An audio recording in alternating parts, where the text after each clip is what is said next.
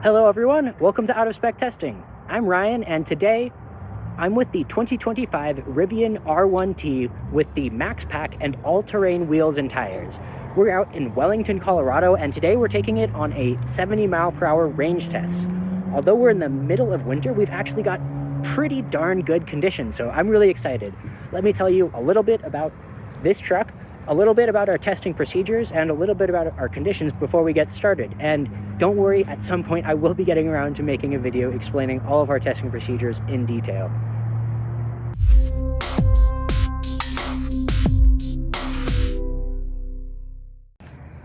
This is the newly updated 2025 Rivian R1T. It has the Max Pack, that is the largest battery, about 141 kilowatt hours, and this has the all-terrain wheels and tires. These are 20-inch wheels with Scorpion all-terrain plus tires by Pirelli. Quite aggressive tires. They've got the triple peak mountain snow rating, so they're good in the snow and should be pretty darn good off-road as well. However, not the best for range. With the new EPA cycle, this truck is now rated for 329 miles. And that's a good bit down from previously. There have been some changes to the EPA cycling, largely in changing which driving mode is selected as default. Regardless, it's rated for 329 miles, and that's a EPA-rated combined cycle. But today we're going to be taking it on a highway range test. We're out in Wellington, Colorado, and we're essentially trying to see how far this truck will go at 70 miles per hour. The 2025 Rivian R1T is technically a facelift, but most of the changes are under the skin. There's a lot of changes with the wiring. They've reduced the number of ECUs. Essentially, they've made it easier to manufacture, easier to service. A lot of things that are really nice for Rivian that you might not see every day or as the end user. There are a few small things. The biggest one that I think is the heat pump, and that is something that will actually be really helpful. A heat pump is essentially a device that is used to more efficiently transfer heat. Oftentimes, these electric vehicles will have a resistive heater, meaning you're basically running electricity through a resistor, and that's creating heat directly. It's 100% efficient, but it's only 100% efficient. Now, that might sound a little bit wacky, but heat pumps are kind of like magic. They're similar to refrigerators, but kind of running in reverse depending on the temperature. But regardless, they're able to transfer heat much more efficiently, 200, 300, 400% efficiency. So you can get heating and cooling a lot more efficiently with this new 2025 Rivian. And I think that'll be something very interesting to keep an eye on. We have tested lots of Rivians before in lots of different conditions, and today will be similar to several different conditions. And right now it is January 15th, 16th? Final answer, 16th. So middle of winter, but it is going to be 55 degrees today. There is very little wind, 5 miles an hour, 15 miles an hour in some of the windier areas on this route. But overall, for mid-January, can't ask for a whole lot more. I'm really pleased to see this and that it times up so well with having this truck. I'm excited to be able to have this test on this day, especially considering the weather that's coming for us very shortly. We should be having a pretty severe storm coming in tomorrow evening. So great to be able to have this weather and to have this truck at the same time. We're doing our standard 70 mile per hour range test, and that's exactly what it sounds like. How far can this truck go at 70 miles an hour? We do have a standard set of procedures. The first thing I did this morning was make sure the tires were set to the factory recommended pressures while they were cold. Next, I drove over here to Wellington, Colorado. I preconditioned the battery and plugged into this DC fast charger, and I'm going to be charging up to 100% state of charge. This will also make sure that the battery gets nice and warm. This will be helpful because the battery is more efficient when it's warm, and also a lot of times EVs can use some of the heat from the battery to help heat the cabin, basically using the heat as efficiently as possible that's already there. To that extent, before we get going, I'm actually going to get in the car and start the car up and set the climate to its most eco setting possible, most efficient setting, between 68 and 72 degrees in the auto setting as well. And I'll have that running for a few minutes before we get going while it's still hooked up to the charger. This will allow the vehicle to heat up the cabin, get it right to the exact temperature while it's still using power from the charger, rather than having to heat up a cold cabin with the battery. This will all just make sure that we have a standard set of procedures and gives the best chance for this truck to get as many miles as possible on this range test. Once I've reached 100% state of charge, I'll go ahead and unplug and put the vehicle into conserve mode in this setting, in this case, the most efficient drive mode possible. And I'll head onto the highway, do a nice gentle acceleration to 70 miles per hour, and that's a 70 miles per hour GPS speed. And I'll just set the cruise control and get going. We're going to go north on I-25 and then head on to I-80 east toward Nebraska. And like I discussed before, I am so pleased with this weather. It's really nice, it's sunny, pretty minimal wind, and decently warm, especially considering the time and date. So once I've used about half of the battery, I'm gonna go ahead and just turn around on the highway, and from there, I can swing back around and set this area as a destination just to make sure I'll have enough battery. But what I'll do is I'll stay on the highway for as long as I possibly can, maintaining 70 miles an hour. And if needed, I can do some loops on the highway right around here.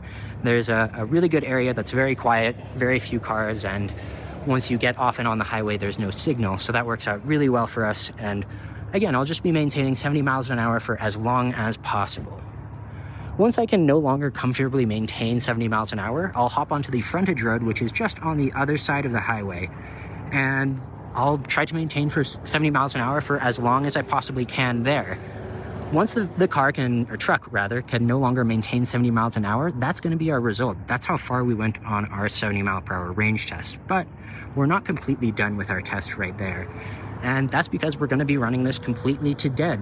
We're going to see exactly what happens when this car is at very low state of charge, how it behaves, what happens when it runs out, and what happens when you try to charge it back up. Although that won't count for the 70 mile per hour range, we think that this is a really awesome opportunity to learn more about the truck, more about these vehicles, and what happens when you run them out of charge, and what to expect. I wanted to show I'm setting up this action cam, but for whatever reason, it doesn't want to recognize my SD card. It says there's not one in there, even though it's definitely in there. Someday, maybe I'll figure this out. Okay. Well, it just stopped, and it's at 100% state of charge, and showing 352 miles, which is not exactly right. That, I think, is the range if we did not have the off-road extreme package with all-terrain wheels and tires, but unplug it. Oh. And get in the car. As you can see, you've got the climate set to 68 and auto, and I'm going to put it on low. That is the most efficient setting possible. As far as vehicle goes, I'm going to go into conserve mode. And gotta tap the card. Height should be low. And battery's nice and warm. For this trip right here, I'm going to reset trip A, and I'll get going in a moment. Okay, turning on to I-25 North and doing a nice gentle acceleration up to 70 miles an hour, and that's going to be 71 miles per hour indicated, and that'll be the GPS speed there. And trying to hit 70 by the end of this merge lane. Nice.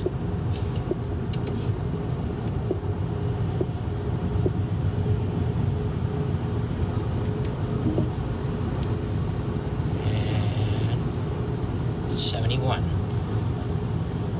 Perfect.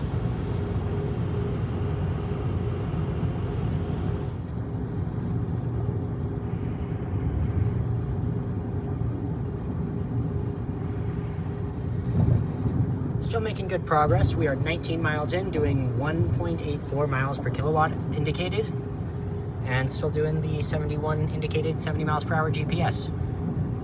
We've got sunny weather, it's in the 50s, very little wind. Merging onto I-80 and heading towards Nebraska now, and we still have 91% state of charge, which is very good. That usually means that this will do pretty well if we're at 90% on this turn, or above.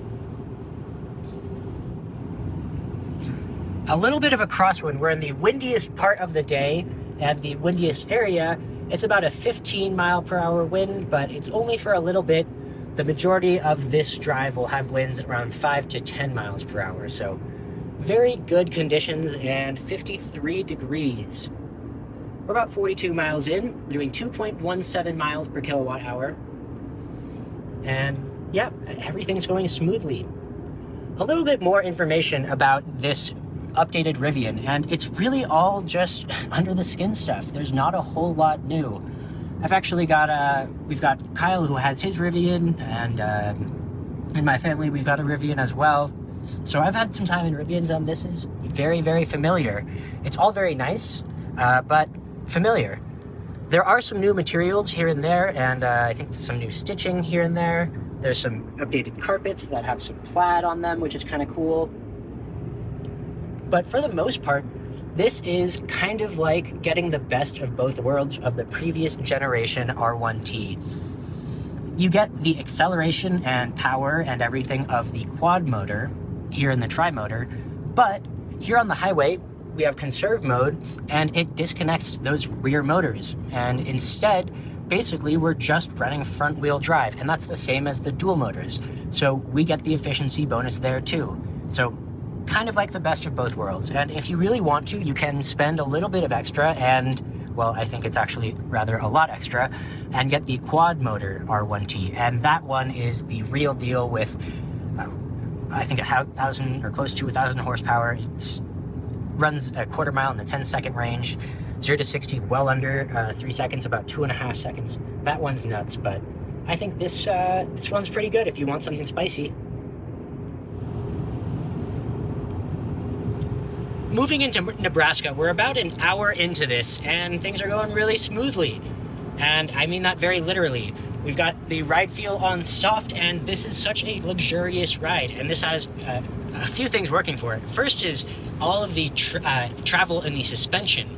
More travel means there's more time and more space for the vehicle to control the bumps and road undulations.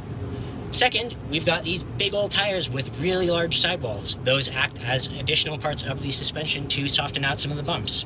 Now, I still do feel some bumps, and there are some oh, nice, thanks. There are some bumps here and there, but it's really quite smooth. And although not quite on the level of some of the executive sedans like a Mercedes EQS or BMW i7, I'd say it's pretty darn close to some of those mid-sized sedans that are like the BMW i5. Just a really impressive riding suspension, and it's very comfortable. Great place to spend some time, and that's pretty good because we're seeing really good efficiencies. 2.34 miles per kilowatt hour. We're only at 79% state of charge, and yeah, I'll be here for what looks like over 300, well over 300 miles, and yeah, overall, things have been great. The wind has died down. We're up to 52 degrees Fahrenheit, and yeah, just really enjoying this. Checking in at 75% state of charge. I've gone 87 miles. That means we're looking to be on track to do over 360 miles. That's really quite impressive. We'll have to see how everything pans out, but yeah, wind has died down all the way down to 46 degrees. Still pretty warm given what time of year it is. There is snow on the ground, but again, 46 degrees is pretty darn acceptable for me. And I'm feeling pretty good about this. It's been leveling out at around 2.34 miles per kilowatt hour. That's about as good as we've seen, I think, off the top of my head from Rivians. So this should be a very good result. I think that heat pump is going to be a important factor in this. It is, like I've mentioned, chilly but not cold, and that's basically perfect conditions for a heat pump to really maximize efficiency, especially when compared to a resistive heater. So I'll keep on keeping on, and probably turn around in 15-ish% and head back somewhere in that ballpark. I'm now at 59% state of charge at 2.26 miles per kilowatt hour, gone 132 miles, and I'm gonna go ahead and turn around here. There's an exit coming up, and I'll just do a quick flip around. Of course, as always, I do a slowing down with regenerative brakes, and this will put energy back into the battery. And we're at 59%, so I think that will be fine. We should be able to make it back and do some loops back closer to the charger. And things have been going smoothly. Nothing really new to update you.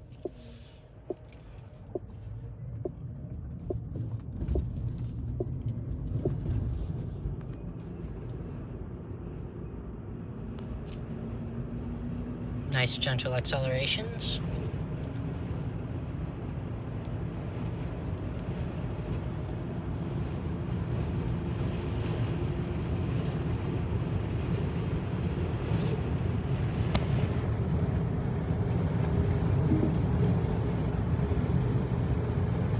And there we go. Lovely.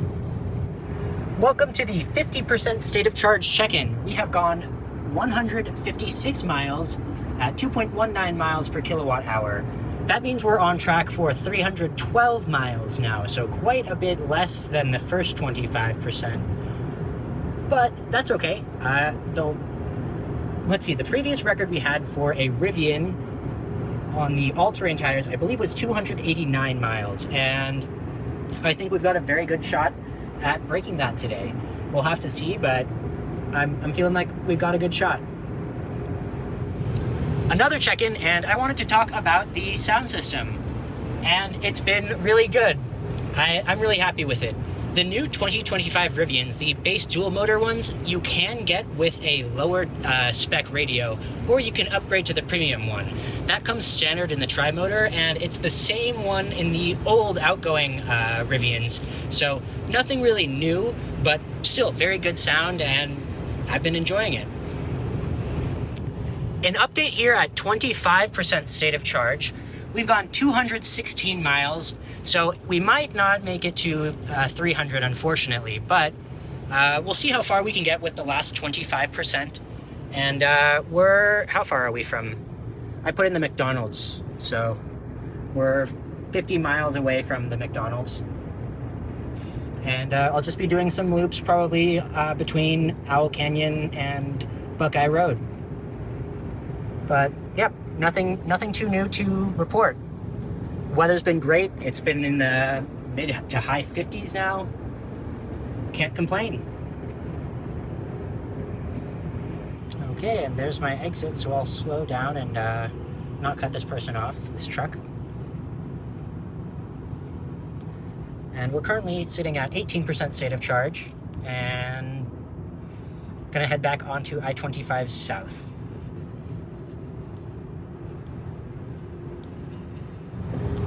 Now at 10% state of charge and coming up to Owl Canyon Road soon, and I'm going to be doing the same thing that I always do when we're here. Taking the exit, using regenerative brakes to slow down, and then I'll actually hop on the highway since I have 10%. I'll go up and then come back down, and then I'll do some looping on the frontage roads, so a little bit more on the highway.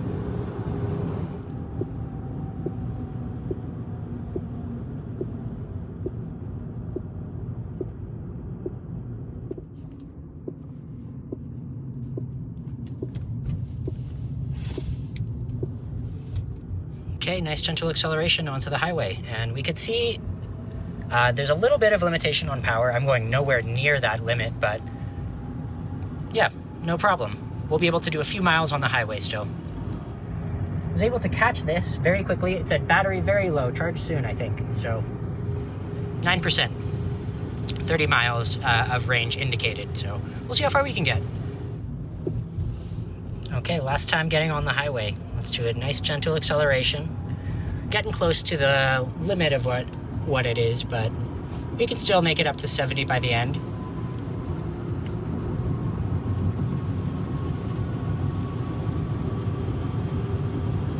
And 70. And this will be my last time going on the highway, and then I'll go onto the frontage road like that person. It says we should get to this next exit with 12 miles of range, so probably like 4-ish% state of charge. Here's our exit onto Buckeye Road, and we can just take the frontage road and continue at 70 miles an hour. We've got 4%, 12 miles of indicated range, and a pretty good power limit.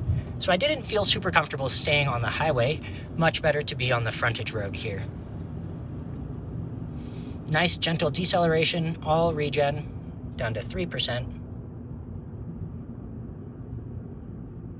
We'll see if we can make it back up to 70. We are at 282 miles so far.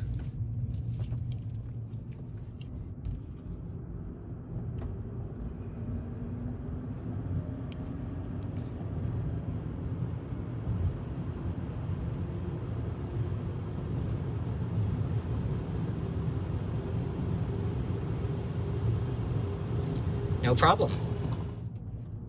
I've gone ahead and turned around, and we're gonna see how far we can keep going. That's the maximum acceleration, but still going fine. We are at 0% state of charge, 1 mile of range, still doing 71 miles an hour. We've gone 290 miles, which I think now officially means we've beaten our previous record on the 2023 R1T. But regardless, we're still going strong, so we'll see how this goes. I will have to unfortunately turn around soon-ish, and I don't know if I'll be able to make it back up to 70, so we'll see. We'll see. All right, let's see if we can do it. Up to 70, we got this. I'm floored. I think we could do it. Wow, I'm surprised. All right.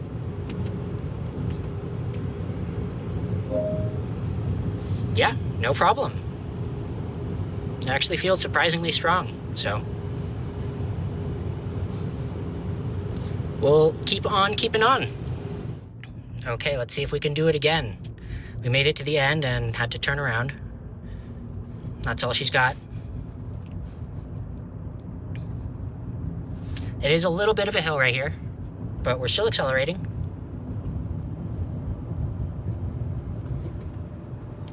And I think that's gonna be it. We'll call it there.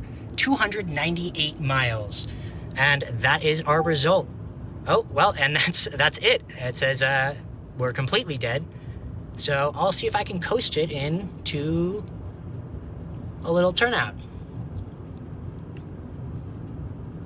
But 298 miles is exactly what we did. There's a turnoff actually right there as that person zooms by, and I'm gonna try to make it in there. And I think I should, because it's slightly downhill, and there's my rescue as well.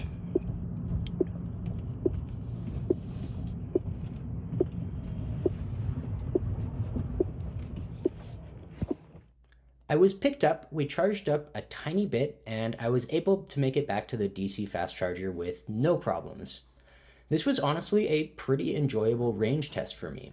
This is a super comfortable truck. The ride is great, and the sound system's really good. I listened to a lot of music throughout the test. There is no Apple CarPlay or Android Auto. However, I found the native navigation along with using my phone with Bluetooth worked pretty well. Apple CarPlay or Android Auto would still be better. The driver assistance systems were good, not great. I did notice there were a few times throughout the drive where it said that the area of the highway was unmapped, and there was also a problem that I noticed, especially when I was on like a toll lane, where it would just try to yank me left or right out of the lane. Not exactly sure what's happening, but I definitely noticed that. Now, let's take a look at the results. And 298 miles at 2.1 miles per kilowatt hour is honestly a bit disappointing. I had mentioned a few times throughout the test that we previously tested an R1T with all-terrain wheels and tires, and we got 289 miles. What makes this comparison even better is the weather was very similar. Temperatures were almost identical, and there was only a little bit of wind in both tests. While they weren't head-to-head, they should be comparable. So why am I disappointed with a better result? It's what I didn't mention. The previous test was with a quad motor with the large pack. The quad motor is supposed to be less efficient, and furthermore, the large pack is a few kilowatt hours smaller than the max pack.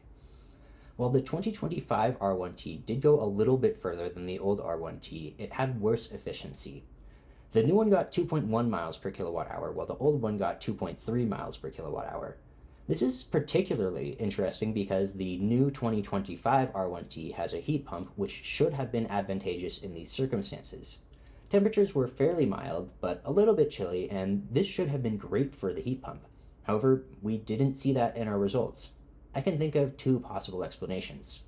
First, the wind may have been different. It may have been that there was actually a little bit more wind this time than last time. It's really extremely difficult to compare conditions when it comes to wind. It's such a long route, conditions change so quickly, and while it was mild wind in both cases, perhaps there may have been a slight difference there. The second explanation would be that heating the cabin actually didn't use all that much energy, especially when you put it in context of such a large battery pack in an inefficient vehicle. It's possible that we only used a few kilowatt hours heating the old R1T in our old test. The new test may have been more efficient, but it may have only saved a small amount of energy. And this might not make a huge difference, especially when you're looking at something that's going to get somewhere around 2 miles per kilowatt hour. In other words, maybe the heat pump isn't as helpful as we may have thought. I'd really love to do a head-to-head comparison to find this out, but as it stands, this was a pretty disappointing result when you compare it to another R1T with the all-terrain wheels and tires under similar conditions. We've also tested Rivians on the road tires, 21 inches, and they did considerably better with 340 miles and closer to 2.5 miles per kilowatt hour. This is to be expected with these road-oriented wheels and tires. Now let's talk about some of the direct competition, and that's going to be trucks in the $100,000 to $120,000 range. The first comparison is the Tesla Cyberbeast. This Cybertruck should have similar range, though the Cybertruck should be a little bit more efficient. The Cybertruck Cyberbeast will be a little bit quicker, but the Rivian has a bigger battery. Next, the F-150 Lightning. I'll keep it short. The Rivian has better range and efficiency. The Hummer EV is another interesting huge pickup for around $100,000. It has an absolutely massive battery, way bigger than the Rivian's, and it does have better range, but probably only 20 to 30 more miles. The Hummer's efficiency is considerably worse than the Rivian's. Finally, we get to the Silverado EV. First, let's start with the LT extended range with the smaller battery. We saw 310 miles in extremely cold conditions. I think even this smaller battery Silverado EV has considerably more range than the R1T Max Pack. This is largely due to the fact that this small battery Silverado EV has a massive over 170 kilowatt hour battery. However, the Silverado EV RST has pricing more in line with that of the R1T Tri-motor. The Silverado EV RST has the same massive battery as the Hummer EV, but an efficiency closer to that of the Rivian. That means absolutely massive range. We saw 378 miles in extremely poor conditions for the Silverado EV RST. I think the EV RST could probably go 100 miles further than the Rivian R1T head-to-head. Although the Rivian R1T Max Pack with the road tires does have pretty decent efficiency and is pretty solid on range, it's definitely second place to the Silverado EV. Now, it is a little unfair comparison right here because the Rivian we tested had the all-terrain wheels and tires, and the Silverado EV has road-oriented wheels and tires. However, if you think about it a certain way, the Hummer EV had a extreme off-road package with the same massive battery as the Silverado EV RST. You could almost treat the Hummer EV like it's a super extreme off-road package for the Silverado EV RST, even though it's from a different manufacturer. The massive battery is still enough for that Hummer to outperform the Rivian when it comes to range. In summary, while the 2025 R1T outperformed the old R1T when it comes to range, it was, for whatever reason, a bit less efficient under similar conditions. The R1T's range is better than a Ford F-150 Lightning's, probably comparable to that of a Cybertruck and far behind that of the Silverado EV. Still, a result of 298 miles with all-terrain tires under non-ideal conditions is pretty solid and very usable in the real world. Well, that's all I have for you guys on this one. Thank you all so much for watching. I'm really interested to hear what you have to say, and I'll see you all in the next one.